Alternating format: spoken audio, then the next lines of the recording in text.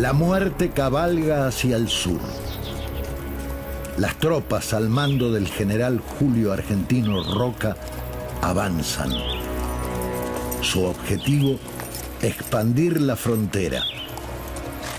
En esta misión no hay espacio para el diálogo, solo para la violencia.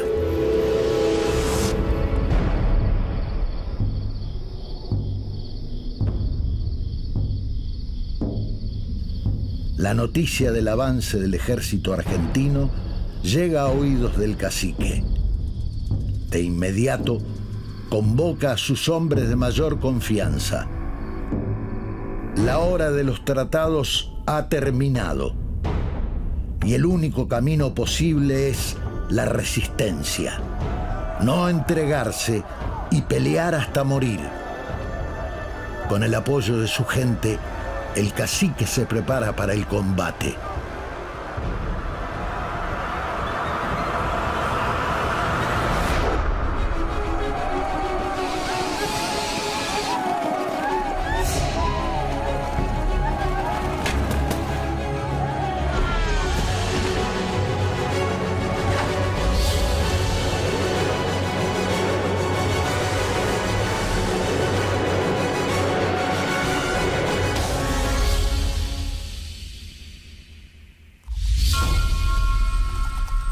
Fue hijo de un importante cacique.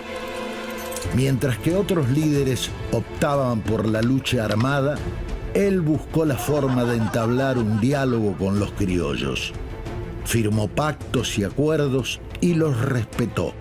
Desde el país de las manzanas comandó con sabiduría y tenacidad. Él fue Sayhueque.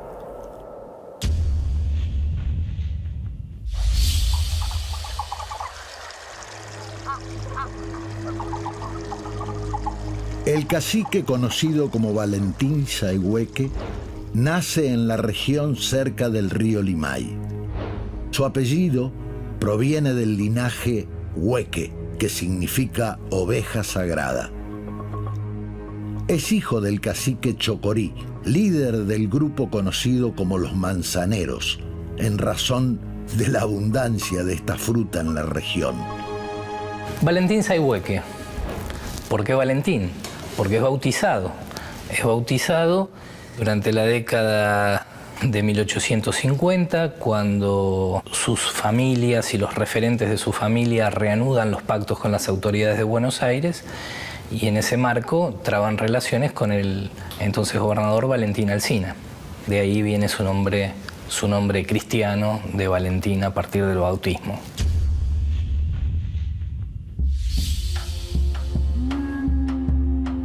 Con el paso de los años, el joven Sayhueque aprende los rasgos de liderazgo de su padre.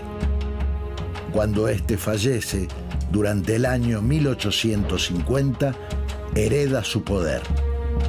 Sin embargo, para ratificar su posición debe demostrar ante la comunidad que posee los atributos necesarios.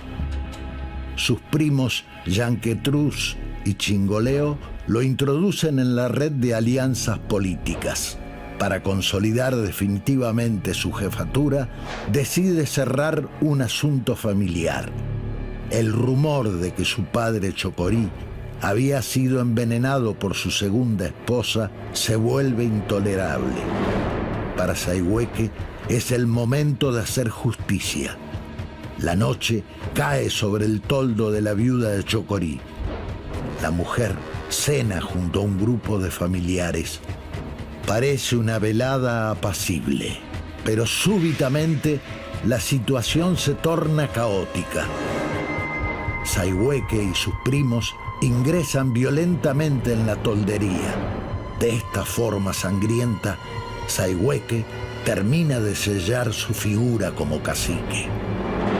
Lo que se dirimía era quiénes iban a ser los herederos de esa jefatura o de ese poder en el norte de la Patagonia y en el curso de los ríos Limay Negro. Esta especie de toldo arrasado que propicia Sayhueque junto con sus primos es algo así como el mito de origen que permite instalar su jefatura y un poder nuevo en el norte de la Patagonia.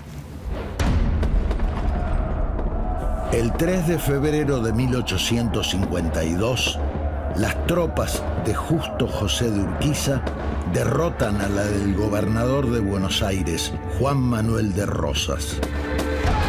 El camino hacia la construcción de una república está más cerca, pero el territorio continúa en conflicto. Los caciques aprovechan este contexto de desorden criollo para afianzar su poder.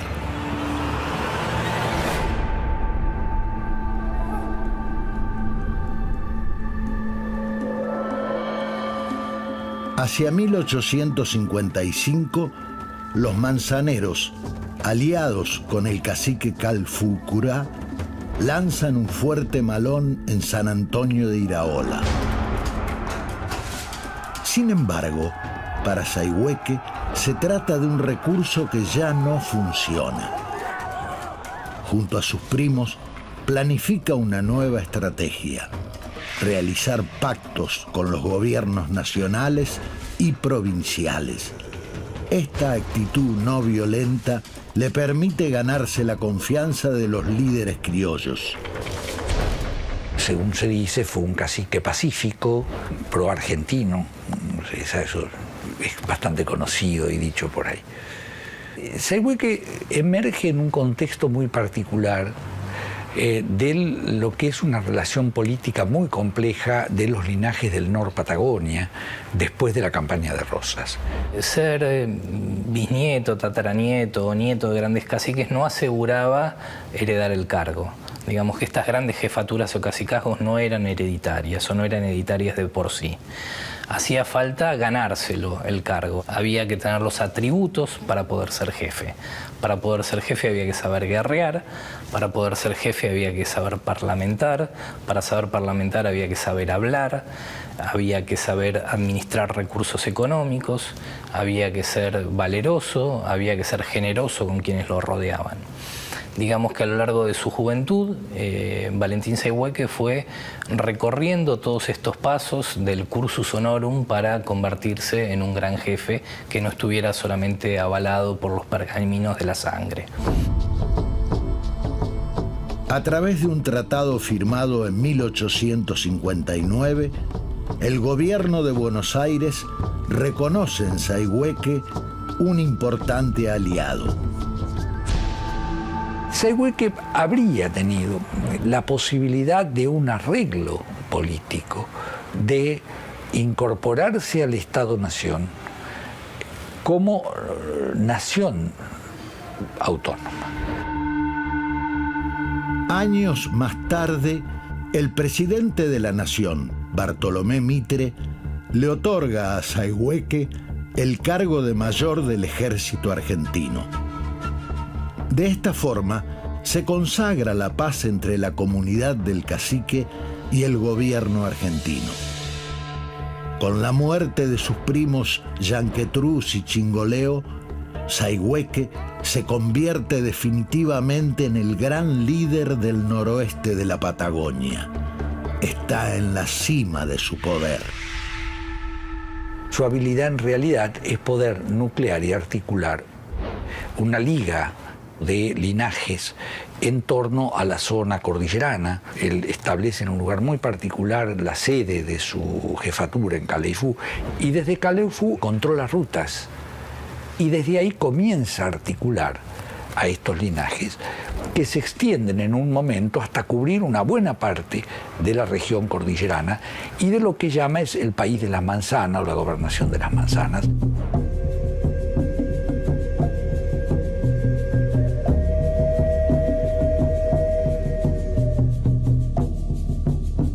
El país de las manzanas posee una extensión de 15.000 kilómetros cuadrados.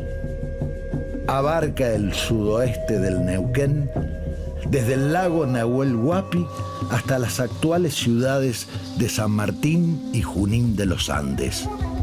Desde allí, Sayhueque y otros caciques dirigen el proyecto denominado como Gobernación Indígena de las Manzanas. Está compuesta por un grupo humano que comparte linajes en común. mapuches, tehuelches, pampas, picunches, huiliches y puelches. Este cacicato de Sayhueque está apuntando ya claramente a un espacio geográfico, a una territorialidad mucho más marcada por allí que otros anteriores. Sayhueque tiene una sede, tiene un lugar fijo donde está, desde donde controla sus rutas, desde donde negocia.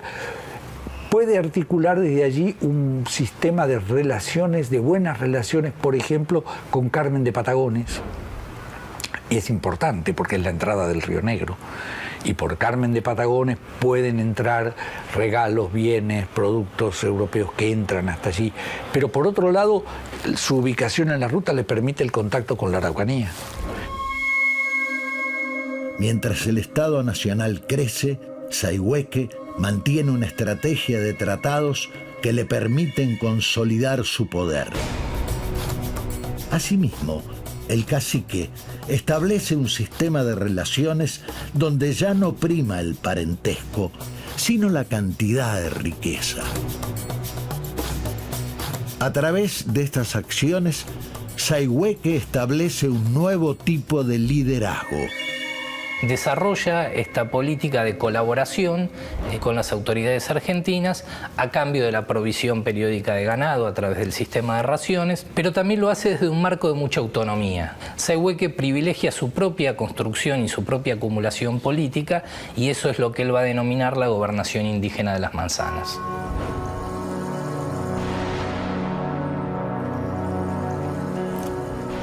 Un grupo de jinetes se interna en el país de las manzanas. Uno de ellos sostiene un estandarte con la bandera de Chile. El viaje finaliza ante las tolderías del cacique. Los guerreros apuntan sus armas. Pero Sayhueque les ordena retirarse. El coronel Serrano de Osorno agradece y se presenta. Luego de entregarle unos obsequios, el oficial le ofrece 2 banderas chilenas. El cacique le agradece, pero le aclara que él es argentino. Osorno, desairado, se retira. Sayhueque apuesta a que los tratados firmados con el Estado garantizan su continuidad en el poder y el bienestar de su población. Está equivocado.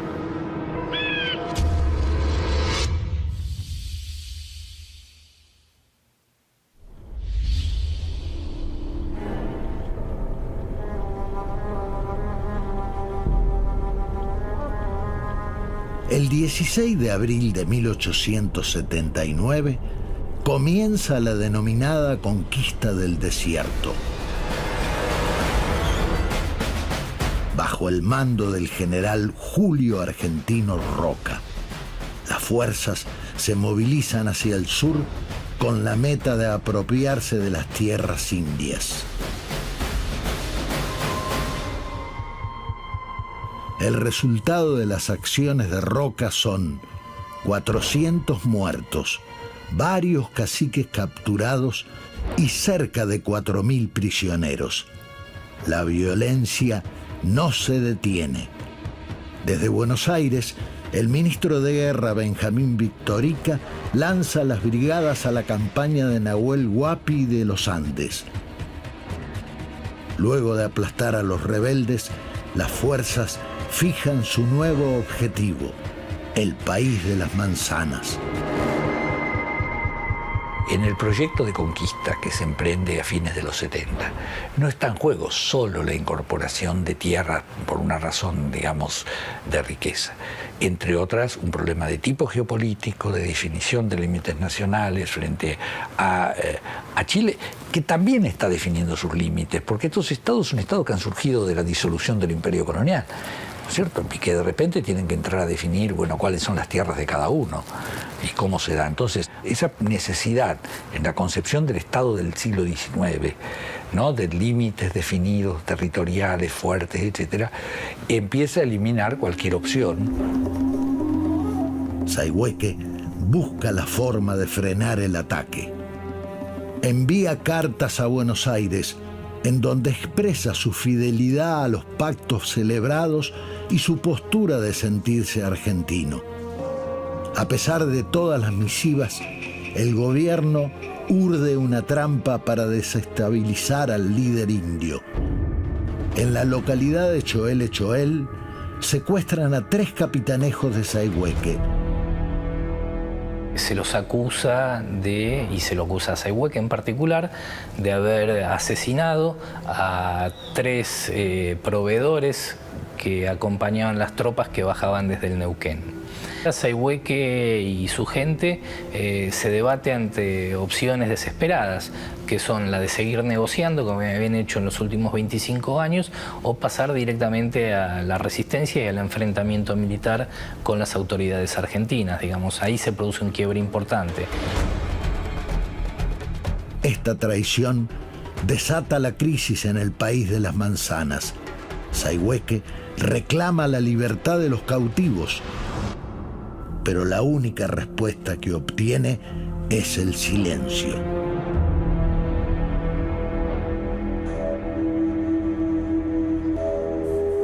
Durante los años 1881 y 1884, el cacique y su comunidad sufren la constante represión del gobierno.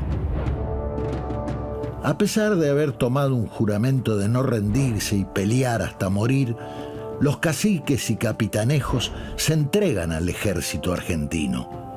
Los indios capturados son llevados a campamentos donde viven una situación de hambruna y miseria. Mientras las mujeres son sumidas a un nivel de servidumbre, los niños son separados de sus familias. Se produce una evangelización acelerada y se les suplanta el nombre original por uno español. Por su parte, los jefes y guerreros son llevados a la isla Martín García, donde se los divide entre útiles e inútiles. Entretanto, Sayhueque todavía ofrece resistencia.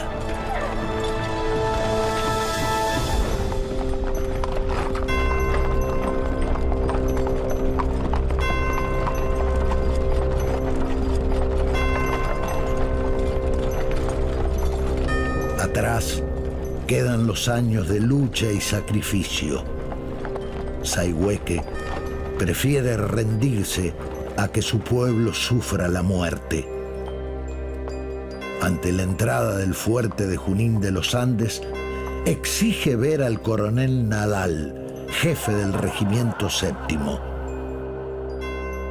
Entre medio de burlas e insultos de los soldados, el cacique espera.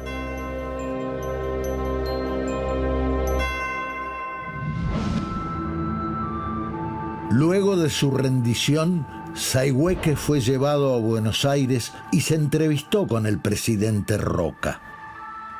El mandatario aseguró que se le entregarían tierras para formar una colonia agrícola.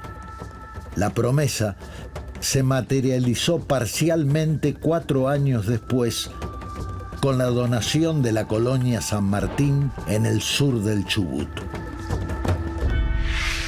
Allí, acompañado por algunos parientes y en medio de una acuciante situación de pobreza, transitó su última etapa. En septiembre de 1903, y a los 85 años de edad, Sayhueque, el último gran cacique, falleció. De esta forma, terminaba la gesta de un valiente cacique y su pueblo, borrados por el espíritu modernista de la República Argentina.